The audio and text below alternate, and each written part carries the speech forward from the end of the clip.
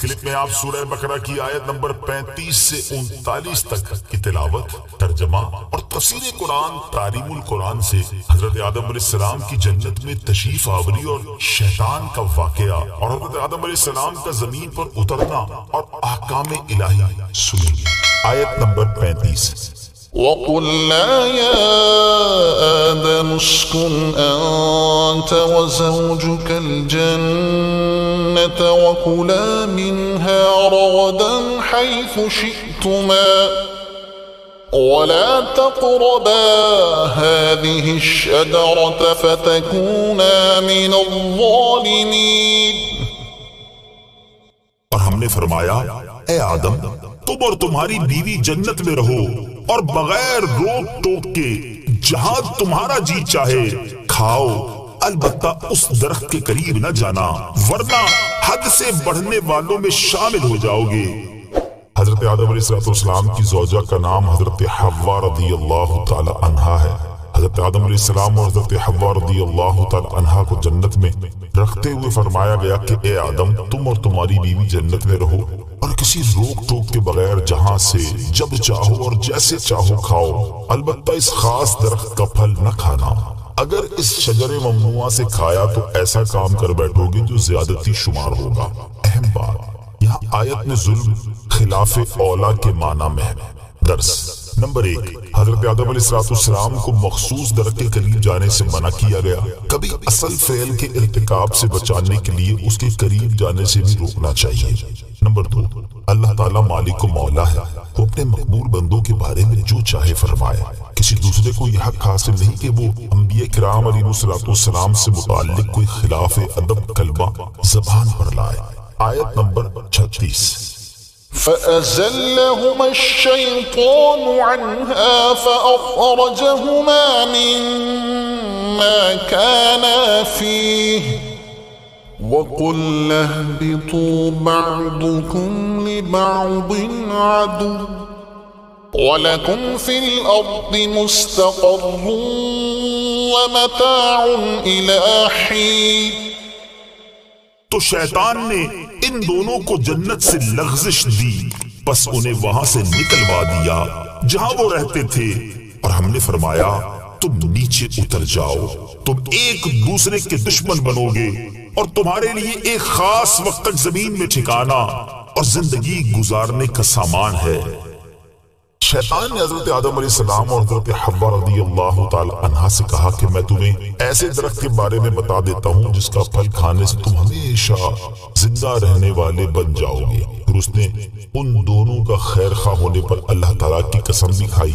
قسم کی وجہ سے انہوں نے شیطان کو سچا گمان کر لیا، پھر دونوں نے اس درخت کا پھل کھا لیا۔ کھانے کی وجہ یہ بنی کہ آدم علیہ السلام نے اجتہاد سے یہ سمجھا کہ ممانعت حرام کر دینے کے لیے نہ تھی بلکہ محض ناپسندیدگی کا اظہار تھا۔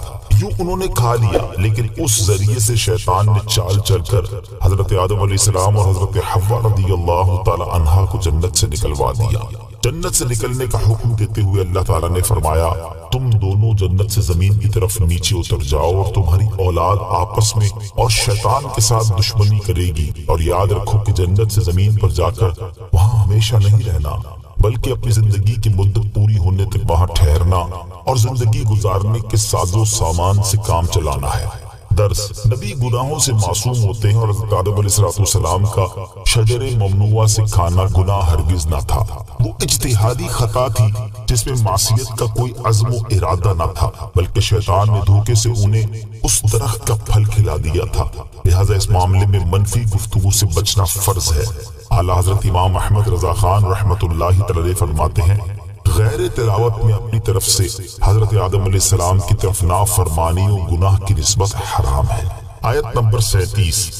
فَتَلَقَّى آدَمُ مِن رَّبِّهِ كَلِمَاتٍ فَتَابَ عَلَيْهِ إِنَّهُ هُوَ التَّوَّابُ الرَّحِيمُ۔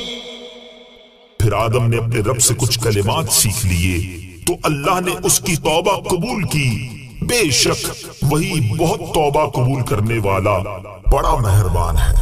فرمایا کہ پھر حضرت آدم علیہ السلام نے اپنے رب سے کچھ کلمات سیکھ لی، اور جب ان کلمات کے ذریعے آپ علیہ السلام نے بارگاہ الہی میں اپنی لغزش سے توبہ کی تو اللہ تعالیٰ نے ان کی توبہ قبول فرما دی۔ اہم بات ہے نمبر 1، ان کلمات سے مراد وہ کلمات ہیں جو اللہ تعالیٰ نے حضرت آدم علیہ السلام کو توبہ کرنے کے لیے الہام فرمائے۔ ایک قول کے مطابق وہ کلمات یہ ہیں: ربنا ظلمنا انفسنا وَإِن لَمْ تَغْفِرْ لَنَا وَتَرْحَمْنَا لَنَكُونَنَّ مِنَ الْخَاسِرِينَ۔ اور ایک روایت یہ بھی ہے کہ آپ علیہ السلام نے نبی کریم علیہ السلام کے وسیلے سے دعا مانگی تو اللہ تعالیٰ نے آپ کی توبہ قبول فرما لی۔ نمبر 2، توبہ کا لغوی معنی ہے رجوع کرنا۔ جب یہ لفظ اللہ تعالیٰ کے لیے آئے تو اس کا معنی ہوگا اللہ تعالیٰ کا اپنی رحمت کے ساتھ بندے پر رجوع کرنا یا بندے کی توبہ قبول فرمانا۔ آیت نمبر 38، قُلْنَا اهْبِطُوا مِنْهَا جَمِيعًا فَإِمَّا يَأْتِيَنَّكُمْ مِنِّي هُدًى فَمَن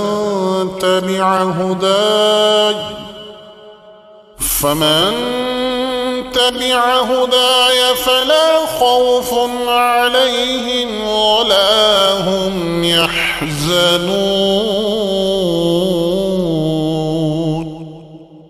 ہم نے فرمایا تم سب جنت سے اتر جاؤ، پھر اگر تمہارے پاس میری طرف سے کوئی ہدایت آئے تو جو میری ہدایت کی پیروی کریں گے انہیں نہ کوئی خوف ہوگا اور نہ وہ غمگین ہوں گے۔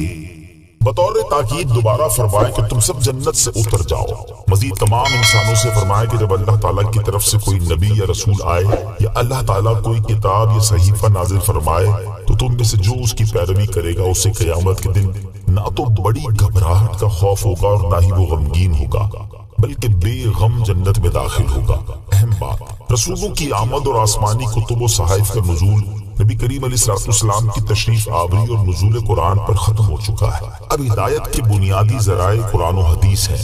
آیت نمبر 39، والذين كفروا وكذبوا بآياتنا أولئك أصحاب النار هم فيها خالدون۔ اور وہ جو کفر کریں گے اور میری آیتوں کو جھٹلائیں گے وہ دوزخ والے ہوں گے، وہ ہمیشہ اس میں رہیں گے۔ فرمائے کہ انبیاء اور رسولوں کی تشریف آوری اور کتب الہیہ کے نزول کے بعد جن لوگوں نے کفر کیا اور ہماری آیتوں کو جھٹلایا تو وہ لوگ دوزخ والے ہوں گے اور ہمیشہ اس میں رہیں گے، نہ انہیں موت آئے گی اور نہ ہی اس سے کبھی نکل سکیں۔